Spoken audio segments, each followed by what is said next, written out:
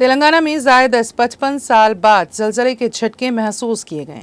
जिला मुलुक में 5.3 शिद्दत का जलजला महसूस किया गया। मुलुक के साथ साथ तेलंगाना के दारुल हुकूमत हैदराबाद और आंध्र प्रदेश के बाज़ हिस्सों में भी ये झटके महसूस किए गए।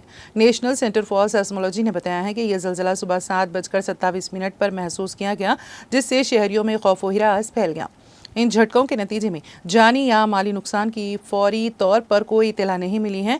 हुकाम सूरत हाल का जायजा ले रहे हैं, जबकि माहिरीन ने जलजले के दौरान शहरियों को चौकस रहने और हुजूम या गैर महफूज इमारतों में रहने से गुरेज करने का मशवरा दिया है। इन झटकों के साथ ही अवाम में खौफ देखा गया। कई अफराद अपनी इमारतों को छोड़कर खुले आसमान के नीचे जाने लगे। कई अफराद सेलफोन्स के जरिए अपने रिश्तेदारों की खैरियत मालूम करने लगे।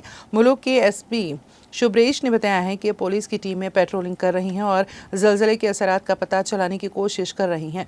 District forest officer Rahul Jadhav ने कहा है कि ये झटके चंद सेकेंड्स के लिए ही महसूस किए गए। जलजले का मरकज जिले के हालिया दिनों में बारिश से मुतासरा इलाका था। ताहम director CSIR NGRI Prakash Kumar ने कहा कि मुलुक जिले के मेडारम में जलजले का मरकज रहा।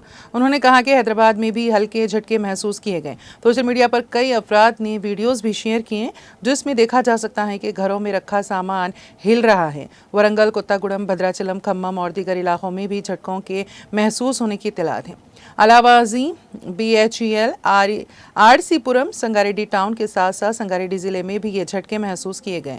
CCTV कैमरों में जलजले के झटकों की वीडियोस कैद हो गई।